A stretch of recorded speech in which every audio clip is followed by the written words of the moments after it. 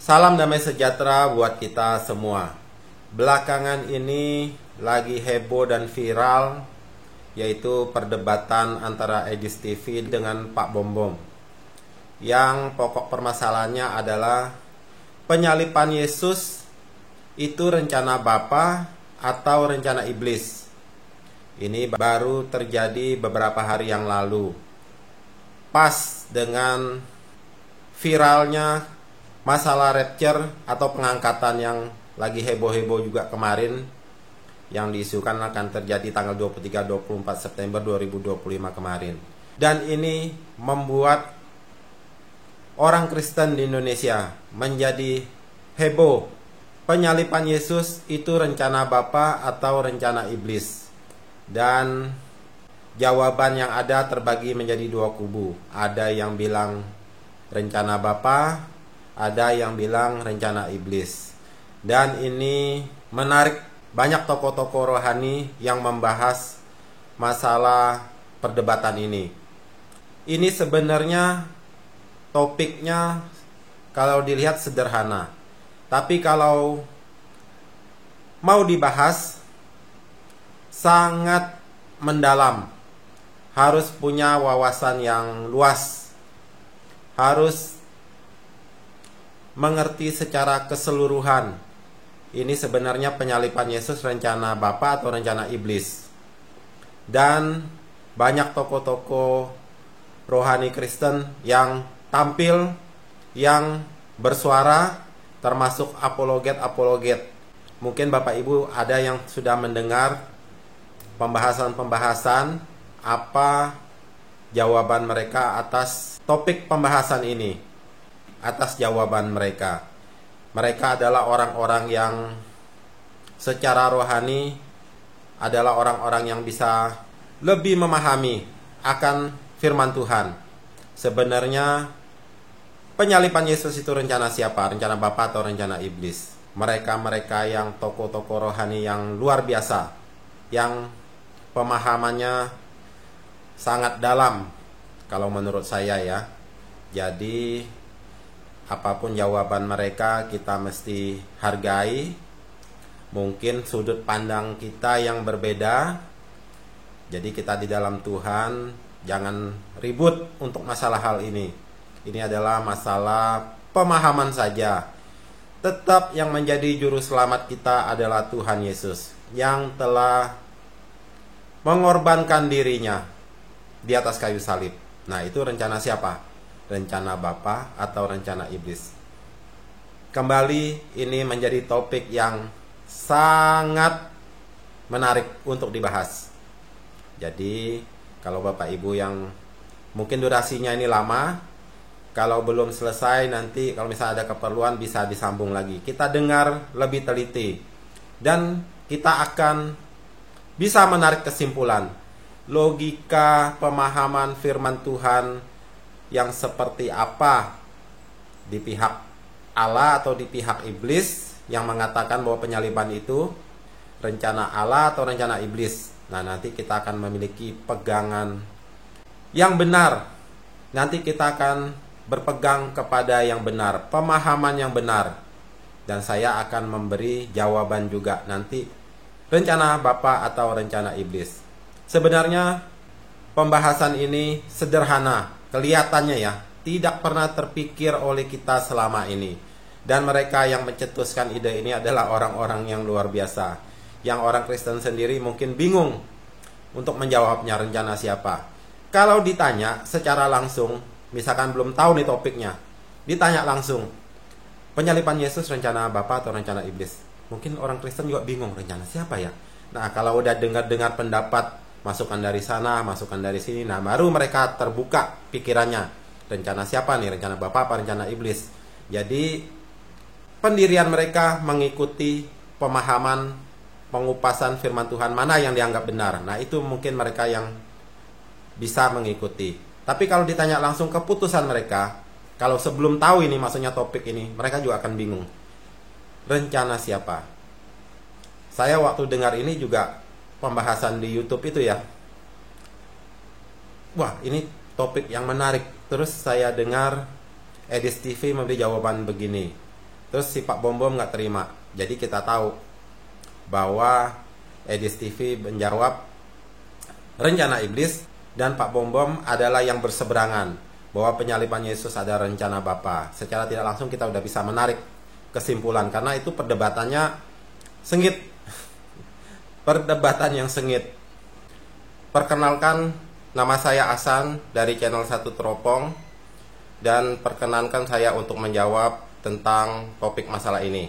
Untuk membahas ini, terlebih dahulu kita harus kembali melihat di kitab Kejadian.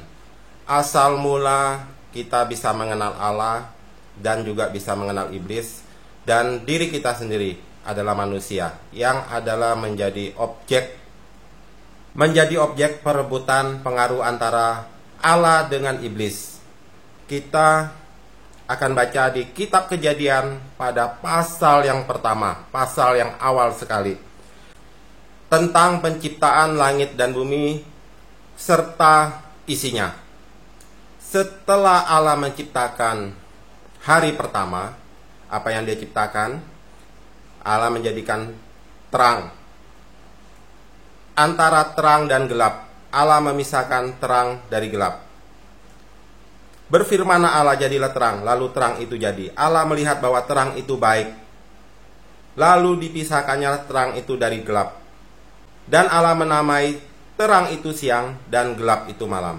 Kitab suci Alkitab adalah menjadi acuan kita untuk menilai siapa Allah dan siapa itu iblis dan siapa itu kita manusia. Allah menciptakan terang dan gelap hari pertama. Itu belum ada komentar. Tuhan belum memberi komentar. Jadi di penciptaan pertama itulah Allah menunjukkan identitasnya, bahwa terang dan gelap harus dipisahkan. Gelap dan terang harus dipisahkan. Jadi Allah tentu saja sudah berada di pihak yang terang, dan yang melawan dia adalah di pihak yang gelap. Di penciptaan hari-hari berikutnya, setelah setiap kali hari kedua, hari ketiga, hari keempat setelah penciptaan itu, apa yang Tuhan ucapkan? Allah melihat semuanya itu baik. Ya. Jadi di setiap selesai hari penciptaan yang kedua, Allah melihat semuanya itu baik. Setelah selesai penciptaan di hari yang ketiga, Allah melihat bahwa semuanya itu baik. Setelah selesai penciptaan hari keempat, juga Allah melihat semuanya itu baik. Dan sampai yang terakhir, sebelum penciptaan manusia, di hari kedua sampai hari yang kelima, setelah selesai penciptaan, Tuhan selalu berkata, Allah melihat bahwa semuanya itu baik. Allah melihat bahwa semuanya itu baik. Semua yang dia ciptakannya itu Allah melihatnya baik. Jika Allah melihatnya baik, sudah tentu itu adalah hal yang baik. Tidak ada yang tidak baik. Dan setelah Allah menciptakan manusia, setelah komplit, semua diciptakan, apa yang Tuhan ucapkan? Maka, itu ya, Kejadian 1 ayat yang ke-31. Maka Allah melihat segala yang dijadikannya itu sungguh amat baik. Sungguh amat baik. Jadi kita harus tahu, memisahkan bahwa Allah itu adalah Allah yang baik. Dia menciptakan segala sesuatu itu baik. Tidak ada yang buruk. Tujuan dia adalah baik. Tidak ada yang jahat. Nah, sekarang kita masuk di cerita tentang Adam dan Hawa. Kita melihat di penciptaan Adam dan Hawa di Kejadian 1 ayatnya yang ke-27. Maka Allah menciptakan manusia itu menurut gambarnya. Menurut gambar Allah diciptakannya dia, laki-laki dan perempuan diciptakannya mereka. Allah memberkati mereka, lalu berfirman kepada mereka, ini ingat, beranak cuculah dan bertambah banyak, penuhilah bumi dan taklukkanlah itu. Berkuasalah atas ikan-ikan di laut dan burung-burung di udara, dan atas segala binatang yang merayap di bumi.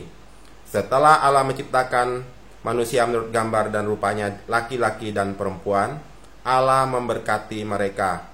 Beranak cuculah dan bertambah banyak, penuhilah bumi dan taklukkanlah itu. Apakah manusia sudah berdosa waktu itu? Ya kan? Kalau ditanya,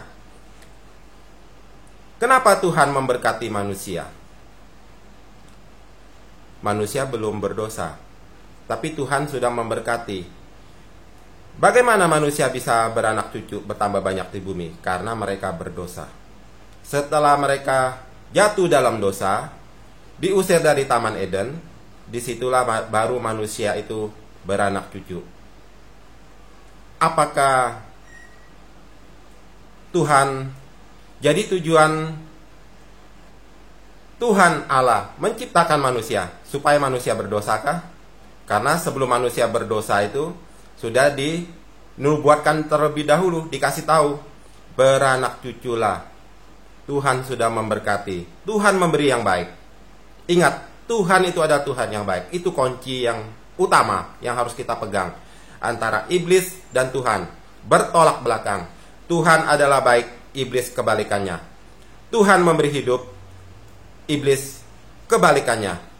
Seperti waktu manusia jatuh dalam dosa, iblis memutarbalikkan firman Allah. Tuhan berkata, jangan kamu makan pohon di tengah-tengah taman itu, yaitu buah dari pohon pengetahuan baik dan yang jahat. Jangan kamu makan.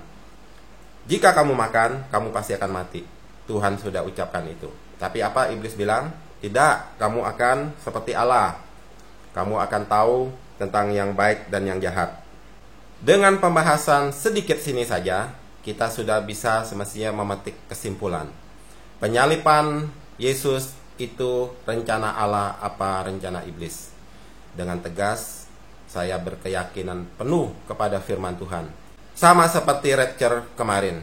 Saya adalah termasuk salah satu orang yang menentang terjadinya rapture tanggal 23-24 September 2025. Karena saya berpegang teguh kepada pengertian firman Tuhan. Begitu juga dengan pembahasan tentang penyalipan Yesus.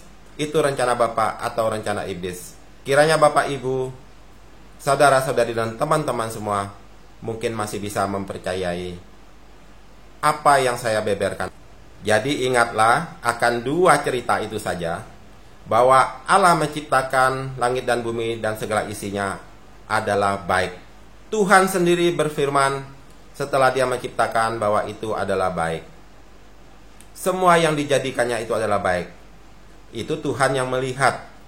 Tuhan yang maha sempurna itu melihat hal yang baik. Apalagi kita manusia, semestinya bisa melihat apa yang Tuhan ciptakan itu adalah baik. Dalam penghayatan kita, perenungan kita. Karena Tuhan yang maha kuasa itu, yang maha sempurna itu saja, melihat semua yang dia ciptakan sampai dia berkata, semua yang dijadikan Tuhan melihat semuanya itu adalah baik. Sampai genap dengan manusia, Tuhan memberi komentar bahwa segala yang dijadikannya itu sungguh amat baik. Jadi Tuhan Allah itu pasti merencanakan sesuatu yang baik. Tidak ada yang jahat. Kalau dia jahat, berarti dia bukan Tuhan, dia bukan Allah. Dia memberi hujan kepada orang yang baik maupun orang yang jahat. Dia memberi matahari kepada orang yang baik dan orang yang juga yang jahat. Tuhan itu baik bagi semua. Sebelum manusia itu jatuh dalam dosa, Tuhan sudah memberkati terlebih dahulu. Beranak cuculah, penuhilah bumi dan taklukkanlah semuanya itu. Ya kan? Jadi Tuhan tahu masa depan. Apakah dengan mengucapkan berkat itu beranak cucu, berarti kan manusia itu memang nanti jatuh dalam dosa, ya kan? Apakah Tuhan menginginkan manusia itu jatuh dalam dosa? Nah, itu pertanyaannya. Sama seperti apakah penyalipan Yesus adalah rencana Bapa atau rencana iblis? Apakah Bapa merancangkan sesuatu yang jahat? Apakah Bapa Tuhan Allah itu merancangkan manusia untuk jatuh dalam dosa? Karena dia terlebih dahulu sudah membuka rahasia itu, bahwa dia memberkati terlebih dahulu sebelum manusia itu jatuh dalam dosa. Karena itulah dia maha tahu. Itulah Tuhan yang kita sembah. Dia sudah bernubuat dia sudah berfirman, dia sudah memberitahu. Cuma kita harus bisa merenung, memikirkan itu. Bahwa dia tahu apa yang akan terjadi dengan manusia, Adam dan Hawa. Begitupun dengan penyalipan Yesus. Memang Tuhan sudah banyak memberikan firman-Nya lewat nubuatan-nubuatan nabi-nabi yang bisa dipercaya, nabi-nabi yang benar dari Tuhan. Bahwa nanti Mesias itu akan datang, dia terhitung di antara pemberontak-pemberontak. Banyak ayat yang menubuatkan tentang Mesias, tentang Yesus, tentang penyalipannya. Apakah itu rencana Allah? Tentu tidak. Apakah penyalipan Yesus itu adalah rencana Bapa? Tentu tidak. Karena tidak mungkin Bapa merancangkan hal yang jahat. Untuk lebih memahami, supaya kita bisa lebih terbuka pikiran kita. Sekarang saya mau tanya seperti ini. Kalau Bapa mengutus firman-Nya menjadi manusia, yaitu Yesus, apakah rencana Bapa untuk Yesus disalib, untuk dibunuh, untuk mati? Sekarang saya mau tanya, kalau manusia bunuh diri itu baik tidak? Berdosa tidak? Kalau manusia bunuh diri itu baik tidak? Berdosa tidak? Itu sesuatu yang jahat tidak? Kalau Allah yang maha baik itu mengutus firman-Nya untuk mati, untuk bunuh diri, ya kan? Kalau sengaja rencana Bapa, itu kan berarti rencana bunuh diri kan? Ada Yudasnya, ada imam-imamnya, ada orang Romawinya, ya kan, yang menyalibkan Yesus, ya kan? Tergenapi semua kan itu di nubuatan-nubuatan dalam Alkitab itu. Berarti Allah itu bunuh diri, ya kan? Sama dong. Karena itu kan kehendak Allah untuk penyalipan Yesus itu. Jadi kalau manusia bunuh diri itu baik tidak? Berdosa tidak? Tapi, ini ada tapi. Tapi kalau manusia dibunuh karena kerajaan sorga, seperti para martir-martirnya Tuhan itu baik apa tidak? Nah, itulah gambaran Tuhan Yesus. Dia bukan datang menyerahkan dirinya memang untuk penyalipan itu adalah rencana dia. Bukan. Penyalipan itu bukan rencana dia. Tapi dia tahu masa depan. Dia tahu seperti Adam dan Hawa. Sebelum Adam dan Hawa jatuh, dia sudah memberkati terlebih dahulu. Beranak cuculah. Apakah dengan demikian bahwa Tuhan itu menginginkan manusia itu berdosa? Tentu tidak. Tuhan itu tahu masa depan. Tahu apa yang akan terjadi. Dia sudah bernubuat. Dia sendiri yang mengatakan firman itu. Beranak cuculah sebelum manusia itu jatuh dalam dosa. Karena dia maha tahu. Begitupun dengan Yesus. Tuhan sudah menubuatkan akan penyalipan, kesengsaraan, penderitaan, kematian Yesus di atas kayu salib. Karena dia maha tahu apa yang akan terjadi dengan Yesus itu. Firman-Nya yang menjadi manusia itu. Apa yang akan terjadi dengan pribadi ilahi itu. Ya kan?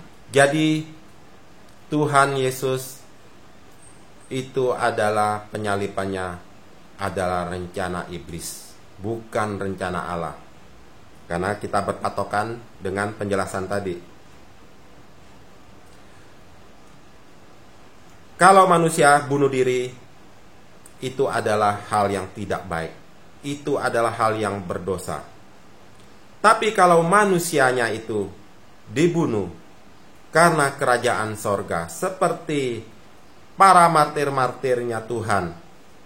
Itu adalah hal yang baik, yang berkenan kepada Tuhan, karena mereka mempertahankan kebenaran iman mereka di dalam Tuhan. Begitupun dengan Tuhan Yesus. Nah, kalau ada orang yang mengatakan bahwa penyaliban, pemahaman itu bahwa adalah rencana Bapa, sekarang saya mau tanya lagi. Para rasul dibunuh rencana siapa? Apakah Allah juga, Bapa itu, merencanakan selain Yesus? Apakah para rasul juga direncanakan untuk dibunuh? Apakah para rasul direncanakan untuk dibunuh Bapa juga? Kita tahu para rasul itu semuanya mati martir, kecuali Rasul Yohanes di Pulau Patmos. Para rasul dibunuh rencana siapa? Apakah rencana Allah? Bukankah itu rencana iblis yang adalah pembunuh manusia sejak semula, yang memutarbalikkan firman Allah? Semua yang jahat adalah rencana iblis untuk menghambat pekerjaan Tuhan dengan membunuh para rasul itu lewat manusia yang sifatnya seperti iblis, yaitu Yudas dan para imam-imam Yahudi yang menyalibkan Yesus, sama seperti orang Romawi juga. Waktu Yesus pertama dilahirkan di kandang domba di Bethlehem, siapa yang mau membunuh Yesus? Siapa yang mau membunuh Yesus? Bukankah dia adalah penguasa Raja Herodes? Apakah itu rencana Bapa? Kalau Bapa tidak bertindak, maka mungkin Yesus waktu bayi sudah dibunuh. Makanya orang tuanya mendapat mimpi untuk memberitahukan untuk mengungsi, ya kan? Itu adalah mimpi dari sorga. Jadi dari bayi pun Yesus sudah mau dibunuh sama iblis. Manusia yang berseberangan dengan Tuhan, yang pendiriannya tidak sesuai dengan yang Tuhan mau, maka dia adalah yang berpihak kepada yang gelap itu, bukan kepada yang terang. Dan waktu Tuhan Yesus memberitakan firman, melayani di muka bumi, bukankah juga dia mau dilemparkan dengan batu? Sebelum memulai pelayanan, Yesus juga dicobai iblis. Salah satunya adalah jatuhkanlah dirimu dari atas, ya kan? Wuwungan bait Allah. Bukankah tentang engkau ada tertulis bahwa dia akan memerintahkan malaikat-malaikatnya untuk menatang engkau? Itu adalah rencana jahat iblis. Sampai kepada penyaliban Yesus yang Tuhan izinkan terjadi, karena segala sesuatu di muka bumi ini tidak ada yang terjadi tanpa seizin Tuhan. Iblis merancangkan yang jahat. Iblis punya banyak rencana, tipu daya. Jika iblis punya 1000 cara tipu daya untuk menggagalkan kebaikan Yesus, Allah punya rencana yang tidak terbatas. Ingat itu. Allah punya rencana yang maha tidak terbatas untuk menggagalkan rencana iblis. Rencana iblis adalah untuk menghambat pemberitaan kerajaan Allah, untuk menyelamatkan manusia lewat Yesus, dengan mau membunuhnya, dengan mau mengakhiri pelayanannya. Tuhan sudah tahu. 3,5 tahun katanya pelayanan Tuhan Yesus itu yang diselidiki, itu sudah cukup bagi Tuhan, walaupun cuma sebentar, dan dia izinkan firman-Nya dikorbankan. Itu adalah seizin Tuhan. Di balik itu semualah Tuhan itu menunjukkan bahwa Dia Maha Pengasih, Maha Pengampun. Bukankah disebut di situ bahwa yang mengkhianati, namanya pengkhianat itu adalah pekerjaan iblis. Bukankah Yudas yang dirasuki iblis sehingga menyerahkan Yesus, yang menjual Yesus? Bukankah itu adalah pekerjaan iblis? Sifat-sifat iblis. Jadi manusia menjadi objek pertarungan antara iblis dengan Tuhan.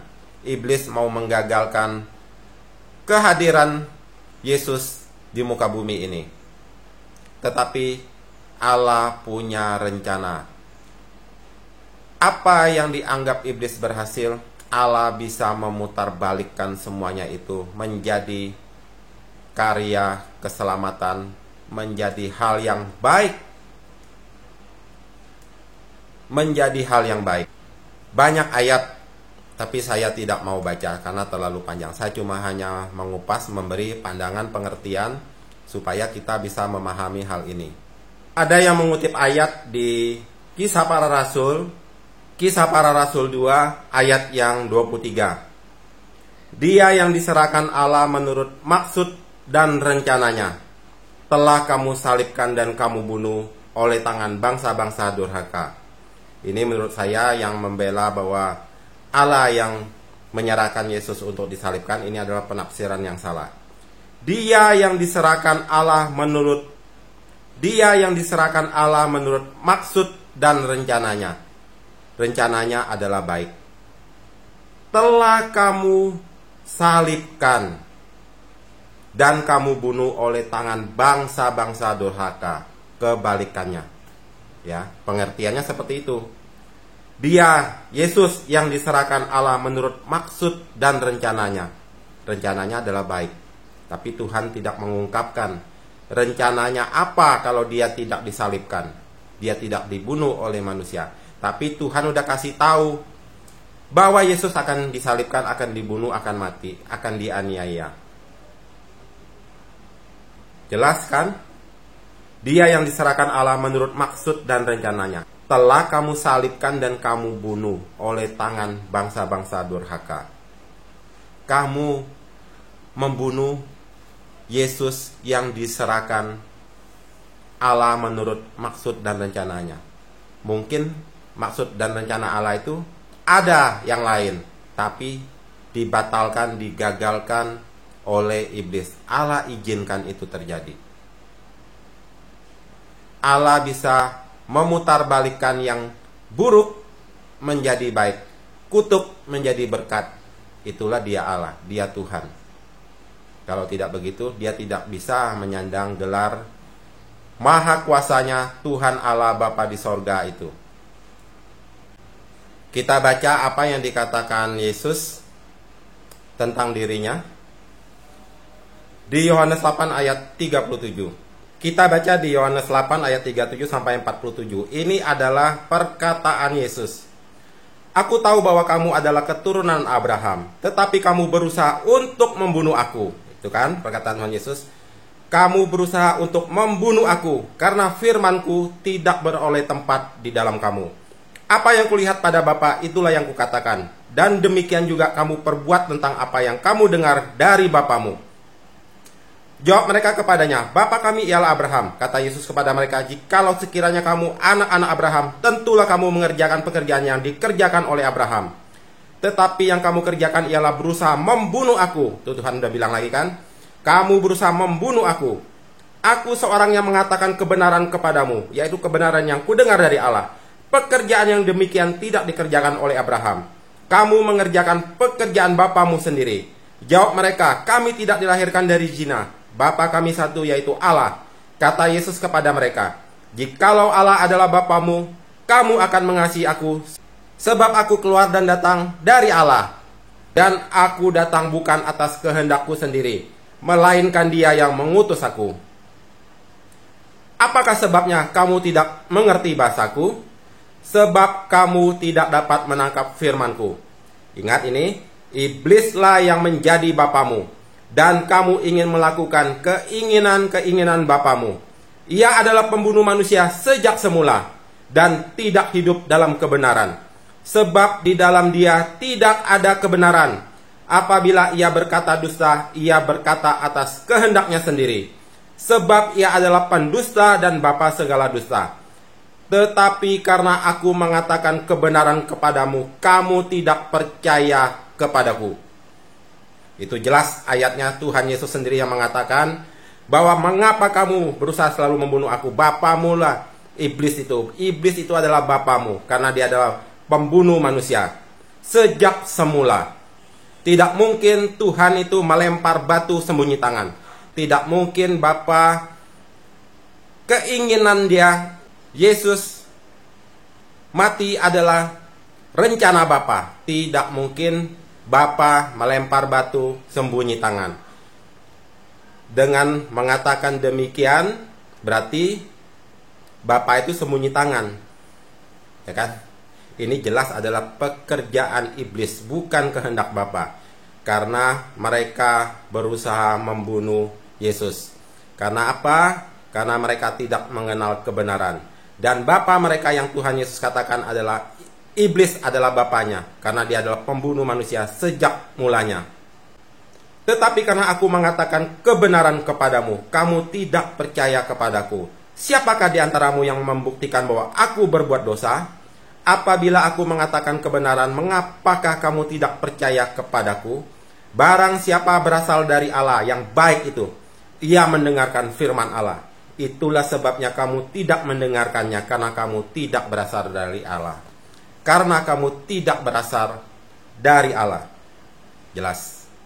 Jadi yang membunuh Yesus adalah iblis. Manusia-manusia yang menjadikan iblis adalah bapanya yang menuruti perintahnya, keinginannya, kehendaknya. Apa kurang jelas? Tuhan memberi yang baik di balik kejahatan manusia yang telah membunuh dirinya. Dia mengubah yang jahat menjadi baik. Itulah nanti di hari penghakiman nanti, yang ditanya orang, Tuhan, di mana engkau mengatakan bahwa dirimu adalah maha pengasih, maha pengampun, engkau maha baik? Inilah buktinya.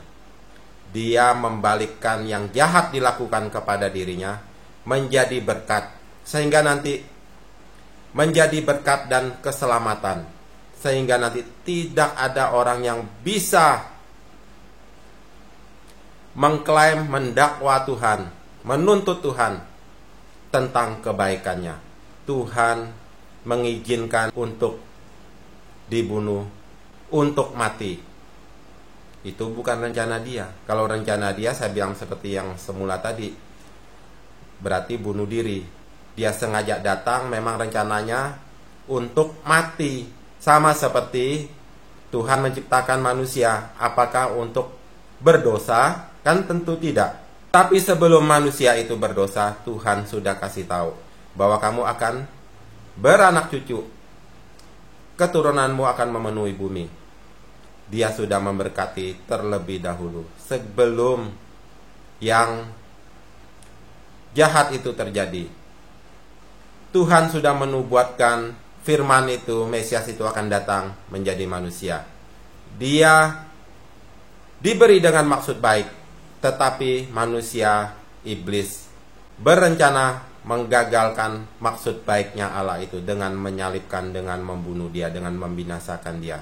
Tetapi dia, Tuhan, bisa memutarbalikkan hal yang jahat, hal yang buruk menjadi baik, dikembalikan kepada manusia.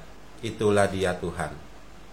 Jadi tidak mungkin penyaliban Yesus adalah rencana Bapa, itu adalah rencana iblis. Dan seperti yang tertulis di dalam kitab Filipi pasal 1 ayat 18. Tetapi tidak mengapa, sebab bagaimanapun juga Kristus diberitakan baik dengan maksud palsu maupun dengan jujur. Tentang hal itu aku bersukacita dan aku akan tetap bersukacita.